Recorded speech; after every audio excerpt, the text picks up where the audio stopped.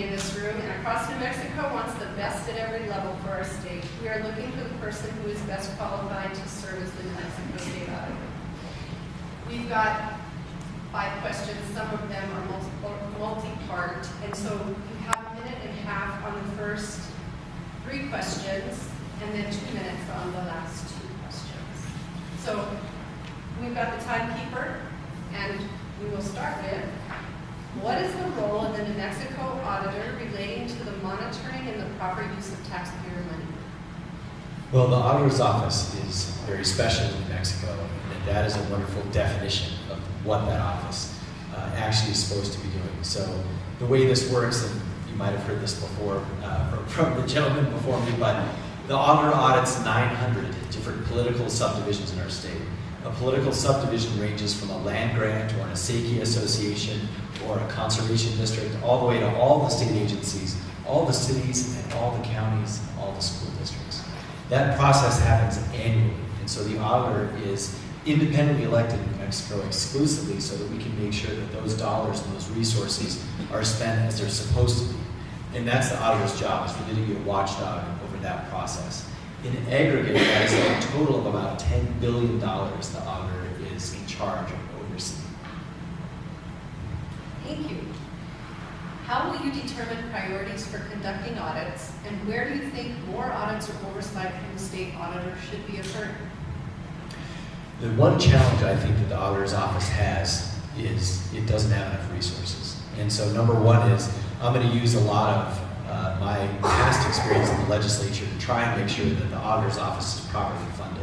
Because for decades we've starved that office. And as a result, we are behind on audits for many entities. There are some larger cities, issues historically in Las Vegas, some challenges in Espanola, all the way down to the disasters that have happened in Sunland Park down south.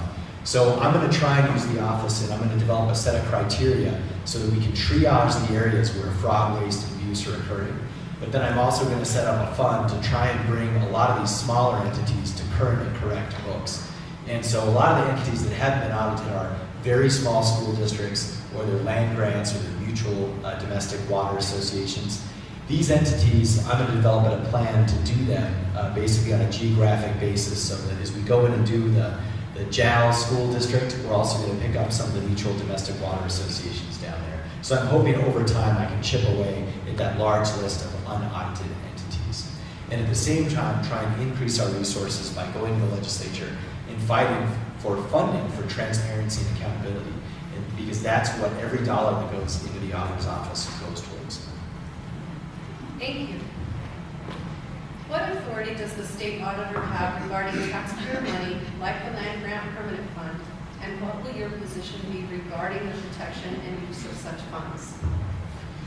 The Auditor's Office, of course, audits the actual State Investment Council, which invests those funds. The Auditor's Office also audits the Land Office, which, as we heard earlier, puts money into those funds.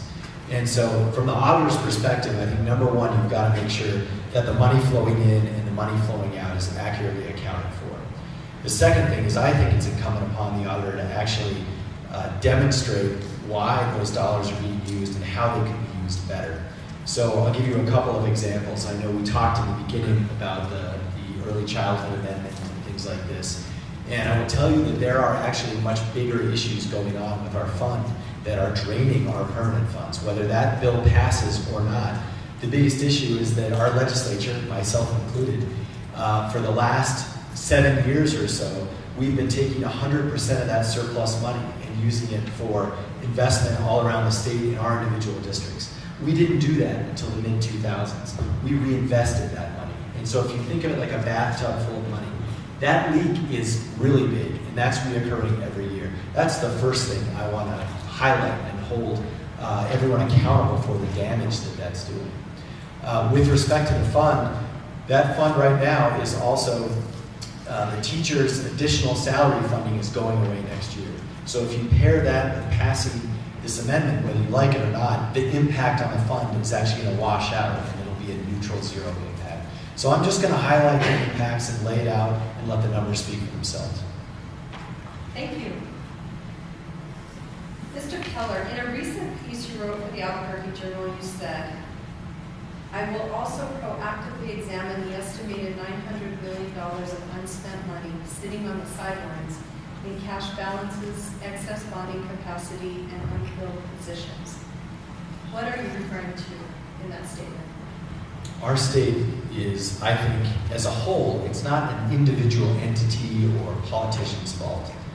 And maybe in some cases it is, but as a whole, when you look around our state, I was able to identify at least $900 million sitting, if you will, in the sort of cookie jar. So if you think about, where you set the change when you walk into the home and you put your keys and your coins down there, our state has been doing that for years with our extra cash balances. And as a result, they're building up in all sorts of funds. There's $90 million in the Water Trust Fund. There's $300 million plus in unspent capital outlay. The cities and counties have pockets of unspent money. You add all this up and you get to a huge sum. Imagine what we could do for education. Imagine what we could do for roads. Imagine the construction projects and water projects we could build if we just managed our working capital better. And those of you in business know what I'm talking about. We have a huge working capital problem in our state.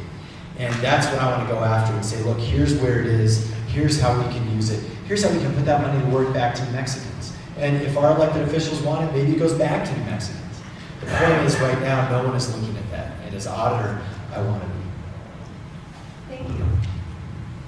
This is a two-part question, and you've got 2 minutes, and you can break it up or answer it together. The question is, what will your role and relationship as state auditor be with the New Mexico Attorney General and with the governor?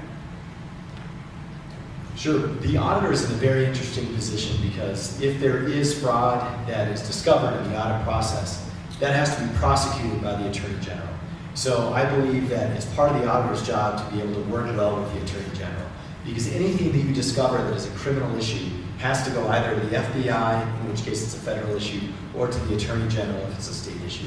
So I believe those offices do need to work with each other with respect to making sure that any problems that are found, any challenges that are found, are fully prosecuted to the extent of the law. That's, I think, how I would answer the question with respect to the Attorney General. Now, with the governor, the auditor obviously is really the only check on any state agency with respect to spending. So I think it's a relationship that, one, has to be built on respect, and it has to be built on putting the numbers first. So if there are challenges in a state agency, I will stand up and say there are challenges in a state agency. If a state agency is being run well and its operations are being improved, I will stand up and echo that that is the case. So I have a long track record in the New Mexico legislature of bipartisanship. I've been able to pass more bipartisan bills than any other legislator in the past 6 years. And so I think I've demonstrated that I can actually achieve this kind of balance of standing up for my values, having integrity, but also knowing how to work together to get things done. Thank you. Please tell the hiring committee why you believe you are the best candidate to represent New Mexicans as the state auditor. Well, for me, I think the state auditor's office really does come back to integrity. And I was born and raised here in New Mexico, and I went away for about 10 years. I got a finance degree out at Notre Dame, and I ended up getting an MBA. I've worked in business my whole life. I even started a company in Cambodia, of all places. And I know what it's like to sign both sides of a paycheck. And I think that's very important for the auditor's office to understand. But by the same token, my experience in the Senate has taught me a lot of the lessons that we spoke about in the last question. But more importantly, what I've made a name for myself doing is fixing broken entities. I went after the PRC and added qualifications to that. I redesigned the State Investment Council that was rife with corruption. And I also developed the in-state business preference to try and keep New Mexico taxpayer dollars here. Those are 3 initiatives that I hope have made a difference in New Mexico.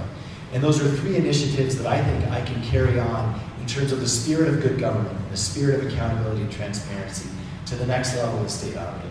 The state auditor will allow me to work on similar issues and promote good government on a year-round statewide basis. And so for those reasons, and because I also love our state, and I decided when I moved back here that I was going to dedicate my life to public service, whether it's elected or otherwise. And as you know, those of you who have families, it comes with a lot of sacrifices. I have a 1-year-old at home right now. And but I agree, and they agree, that public service in New Mexico is important, and we need it because our state is in trouble in all sorts of ways. And as auditor, I want to help it work better.